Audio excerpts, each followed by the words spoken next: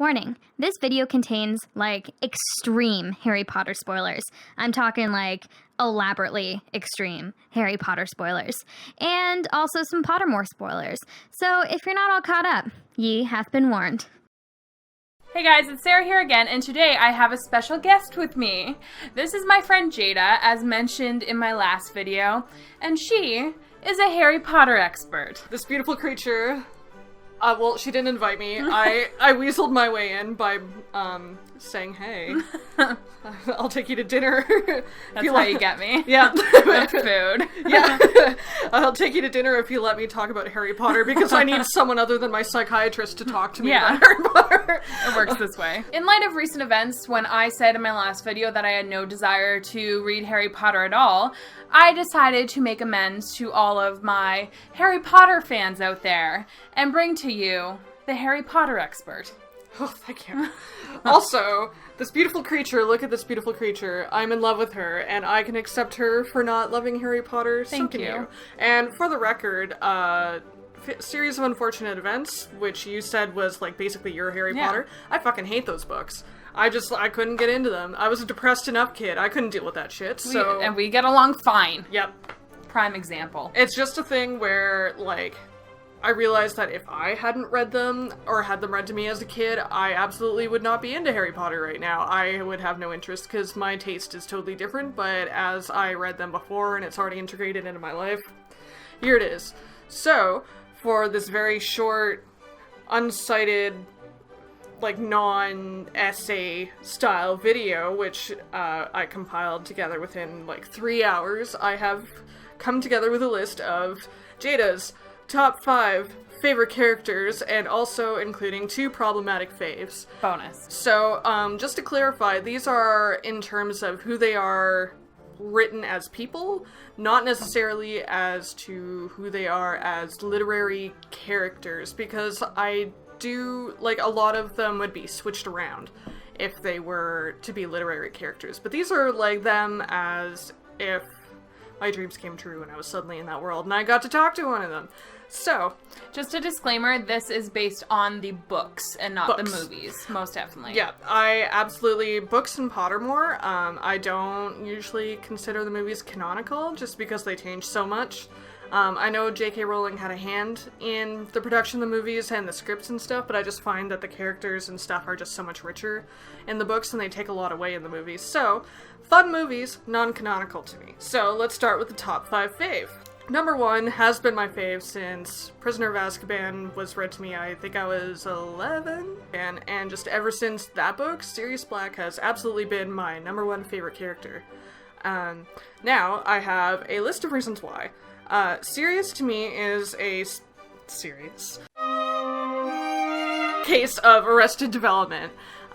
He was about 21, 22 when his best friends were killed by another one of his best friends, and he was immediately sent to Azkaban. Now, Azkaban is a place where basically you're trapped in your mind with only the worst things that happened, and not only are activities not happening to add to those experiences, especially because he was a high security prisoner, he was isolated completely, which in solitary confinement, even in normal Muggle prisons, people generally tend to lose their minds and go insane or get trapped in their heads. So I believe what happened to Sirius during those 12 years was Sirius Arrested Development. He had only his mind and the minds of those around him who were losing their minds, screaming, it was just horrible, so he kind of retreated, and that's why after he left, I believe he was still acting like that 22-year-old who went into prison, because he never had a chance to really grow up. Additionally, this is just extrapolation from the text. Again, I don't have citations, but Sirius does act very much like he was abused as a child, and there are some allusions to it through his just black and white reaction to when we see him in his parents' old house with creatures. Sirius is generally a very empathetic man. Even quoted in the 4th book to have said, when you want to see the value of a man, look how he treats his inferiors and not his equals. Whereas Creature is the only real exception to this rule, And Sirius is a very black and white sort of moral character, so it's not very often that he will make exceptions. I believe Kreacher was the exception because he was a reminder to Sirius of the abuse he went through as a child, and even a bystander or participant of that abuse. As well, the things that the portrait of his mother screams at him, along with the amount of things that he said about her, like in the 5th book when he says to Kreacher, "My mother didn't have a heart, she kept herself alive out of pure spite." Things like that just kind of hint to me that because he didn't have the same views as the rest of his family, he was very much, if not physically or sexually, then at least verbally and emotionally very abused. So this as well would cause a serious case of arrested development.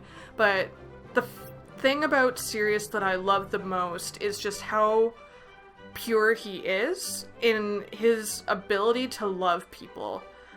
His animagus form is a dog, and your animagus form often shows who you are as a person on the inside. The dog being very much man's best friend, very loyal to the end, will die for their best friend.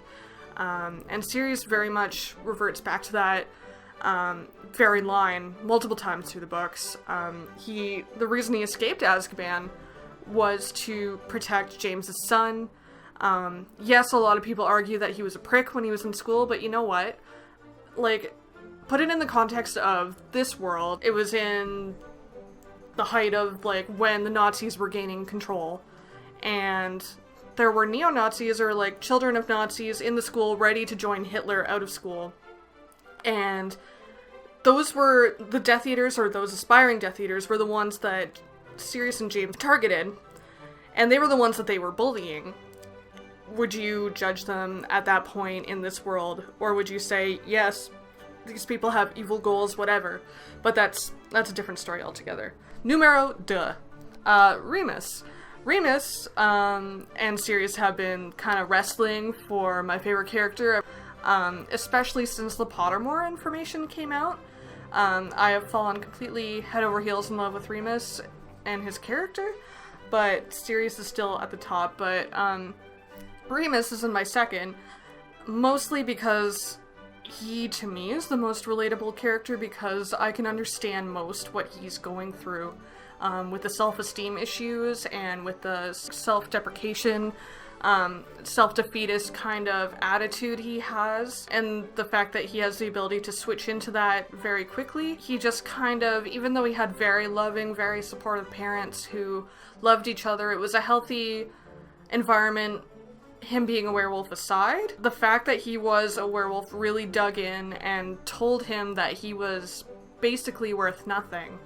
But that in turn is what led him to be one of the best professors that Hogwarts ever had. Personally, I believe him to be the bravest man that Harry ever knew, because to wake up every day with the world telling you that you are disgusting and you are going to infect people and you're not worthy of love, that you're an animal, to wake up every day and have a smile on your face and to look at these people and wish them good, and not only to do that, but to fight on their side, is just, I can't even fathom it. The fact that he can go through all this, and the physiological stresses and changes, and even just the bullying from when he was a professor from Malfoy, of, like, making fun of him, like, oh, he's poor, oh, he's dressed all tatty, and shit like that, and to hold his head high and to still treat every student like they were worth something is just the most amazing thing, and that is the key difference between he and Snape for me. That, along with Remus's ability to forgive. I mean, Snape, he outed him as a werewolf to the entire school.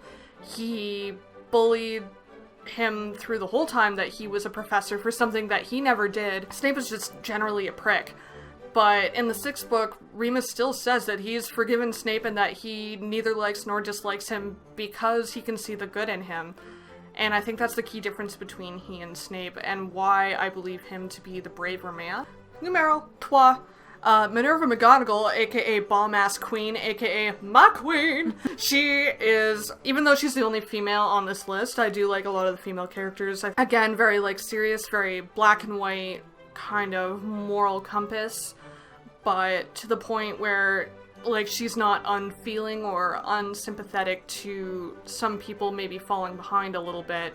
And the fact that she really, when she notices these things, she pushes and pushes, but it's because she knows she can get better out of you. And that's really a great thing, to really be able to push that kind of growth in someone. So, spoiler alert, if that wasn't already a thing that you knew about this video. But from Pottermore, spoiler alert, the fact that she was powerful enough as a baby to magically control things all over the house. The fact that she is so powerful, so smart, and so just funny, like really dry funny, even in the face of adversity of losing her first love. She moved to London on her own from living in the, like, boonies in Scotland. She moved to London, just completely took control of her job, and decided that, you know, as much as she could climb the ladder, she decided, like, everything she did in her life was her own choice. She never let anybody kind of control that choice for her, which really I find beautiful. And her capacity for friendship, say, with, like, Pomona Sprout, she and Professor Sprout, and Phileas Flitwick, and Dumbledore, and even Harry, Hermione, and Hagrid, while she isn't the most outwardly affectionate person, it's the little things that show you just how much she loves these people. She is very ambitious, and I find her just so fucking funny. And a woman who's seen so much strife and has sacrificed so much for the pursuit of her life, and the fact that, like, her hobby is basically, like, correcting people in Transfiguration today, like, I can just see her doing it. It's just, like, and, like, such a strong witch, too, so powerful. It's just, she is definitely my number 3 numero cat, Neville Longbottom. Now, Neville starts as, like, he's very beaten down, but he mostly beats himself down. And personally, again, my own extrapolation, I believe that to be partially because of his survivor's guilt, which I believe he has in terms of his parents. Of course, they haven't died, but he still sees them every year, and he lives with his gran, who was so proud of his father, and he constantly hears, you know, Frank and Alice Longbottom, they were really amazing, and he just kind of feels like those shoes are huge to fill, and people are expecting, if he survived, he has to be amazing. That stress on top of, you know, he wasn't even given his own wand, he was given someone else's wand, which the wand chooses the wizard, so the wand wasn't cooperating with him properly, and it just caused a real frustration, and it caused a lot of bullying for him, which pushed him down even further. But this kind of self-loathing, I guess you would say, found in Neville, started to finally turn around with Professor Lupin, who was the first professor to really put him in front of a class and show the class that he could do things that, you know, even Neville never thought he could do. And in the face of being even bullied by Professor Snape, everything, Lupin really lit the fire that started growing through the 4th book, when Neville sees the Cruciatus Curse, and he kind of realizes the evil that's out there, and it sort of starts to build and build until the 5th book, when he joins Dumbledore's army, and he really starts to see that he is worthwhile as a person, he's strong, and it's just a beautiful transformation of this boy being shown that, you know, he's too hard on himself. The things that people say about him or to him aren't necessarily true. He's extremely brave. He's probably the most deserving to be in Gryffindor that I can think of. Absolutely just wonderful character growth, wonderful, like, person, very sweet, caring friend, and he's just someone who I would want in my life. Number 5 is an extremely underrated character, in my opinion, and actually a lot of people don't like him, which I think is absolute codswallop, boo hockey, and all, what else, like waffles. It's absolute waffles. Is Ron Weasley, who a lot of people just, like, they hate on him. They're like, oh, he's a shitty person, and he's not funny, and he doesn't care, but oh my god, does he care? He has a huge heart. But the thing is that he, like Neville and like Remus, and in some cases even Sirius, he has such huge shoes to fill that he feels that he can't. Like, the fact that he sees himself equal to and even greater than his older brothers in the Mirror of Erised, even in the first book, even the first thing that he says to Harry pretty much on the train to Hogwarts, that it doesn't matter what he does because it's already been done by his brothers. He feels like he's nothing, like he's worthless, like nothing he can do is special. And that kind of thought process, you can see it looping and looping throughout the books and slowly bringing him down, which eventually brings him to what happens in the 7th book. He kind of loses his mind a little bit through jealousy of Harry because he thinks that he's not worthy enough of Hermione, that she doesn't love him, that they don't need him there, that he's worthless, etc., etc. And you can kind of see that attitude surface a little bit through each of the books. Now, that's not the only reason I really like him. Another reason I really like him is that he was raised in a very tolerant home, but it was also an exclusively wizarding home. So, in a way, he never realized that what he had as, even though he was a blood traitor and poor, he still had that kind of wizard privilege. The privilege that he was not a half-breed, that he was a white male living in Britain as a full-blood wizard. His whole family were respectable members of society. Like, he had this whole reputation, and he never, even though he was raised with empathy, he never realized exactly the point of view of the other creatures around him, which is another argument. People don't like him. They say, oh, he's racist, oh, he's rude. But the truth is, he doesn't mean to be, and he usually rectifies the things that he says to people, but at first he doesn't know that it's wrong. It's all he's been taught, even in this empathetic home, because he doesn't have that point of view, and you can see him slowly, even towards the end, with house elves. He tries to save them in the end, like, stuff like that. It's just stuff that he's not intentionally racist or classist or anything, and I think that's a very powerful thing that J.K. Rowling put in, because racists aren't always the evil bastards who, you know, should be put away in prison for beating a man or something. Like, racism is an undercurrent, and it's systematic, and it's learned, even if you realize it or not, or if your intentions are to be racist or not. And I think that showing that through such a strong leading character was very important, because it's a lesson that it's not all black and white cut. Like, you can be racist and not know it, but that doesn't mean that you're a bad person necessarily, nor does it mean that you're a good person. What you do with when you learn from the other point of view dictates that, and Ron really shows that he's an amazing person as he learns from the different points of view of people, and really kind of steps up his game. Now, he is a little bit, he doesn't really have good timing or tact with his jokes, again, because he never really, like, he grew up with Fred and George, and, you know, you never really had to watch his mouth or worry about what he was saying or whether or not it would hurt people, because a whole family of boys, like, who's it gonna hurt? And, like, Molly Weasley, like, nothing hurts her. So, kind of, the way he kind of makes fun of people, Hermione in the first book, Luna in the 5th and 6th books, I believe that to be a kind of him not realizing the amount of power his words have, again with that self-defeating kind of thought process of thinking that he doesn't really influence what people feel.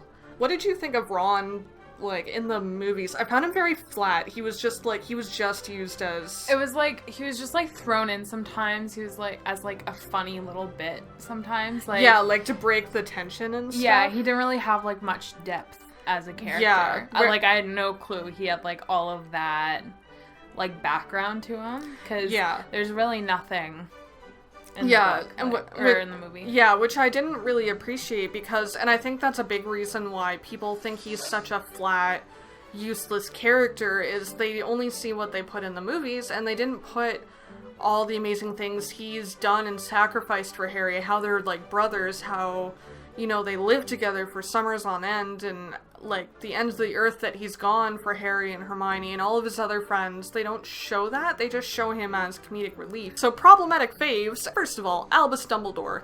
Now, Dumbledore is a problematic fave for me because, I can't just use the excuse boys will be boys with him and Grindelwald because they were planning to, like, imprison muggles. Like, that's not okay.